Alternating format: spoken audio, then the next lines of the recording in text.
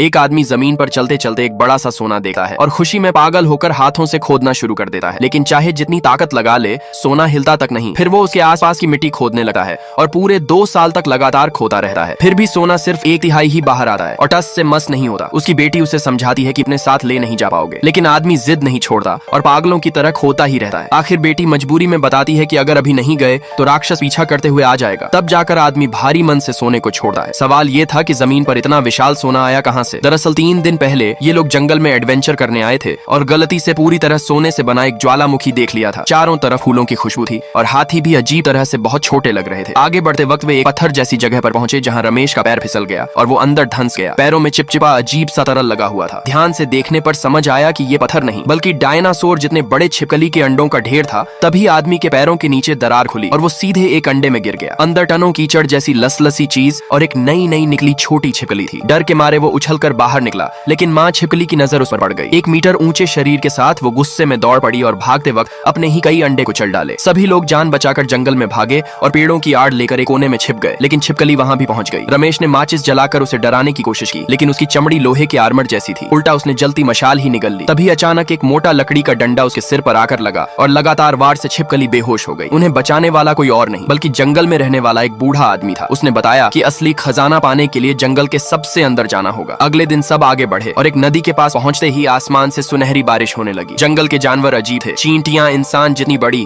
और हाथी कुत्ते जितने छोटे। सामने नजर आया कि ज्वालामुखी पूरी तरह सोने का बना है और हर विस्फोट में सोना उगलता है। आगे एक विशाल पहाड़ रास्ता रोकता है। तभी बूढ़ा आदमी एक विशाल ततैया पर बैठकर उड़ता है और बताता है कि इन ततैयों की मदद से उड़ सकते हैं। सब लोग भी वैसा ही करते हैं, लेकिन पहाड़ पार करते वक्त हमिंग बर्ड्स का झुंड उन पर टूट पड़ता है। जान बचाने के लिए वे जंगल में घुसते हैं, लेकिन पक्षी पीछा नहीं छोड़ते। बूढ़ा आदमी अपनी ततैया को एक छोटे हाथी से टकरा देता है और किसी तरह पीछा छूटा है। दूसरी तरफ समुद्र का पानी तेजी से बढ़ रहा होता है और जमीन डूबने लगती है। बूढ़ा बताता है कि समुद्र के नीचे एक प्राचीन सबमरीन है जिसे चालू कर लिया तो खजाने तक पहुंच सकते हैं। रमेश और अमन पानी में उतरते हैं। तभी 2 शार्क सामने आती हैं, लेकिन पास जाकर पता चलता है कि वे झींगे जितनी छोटी हैं।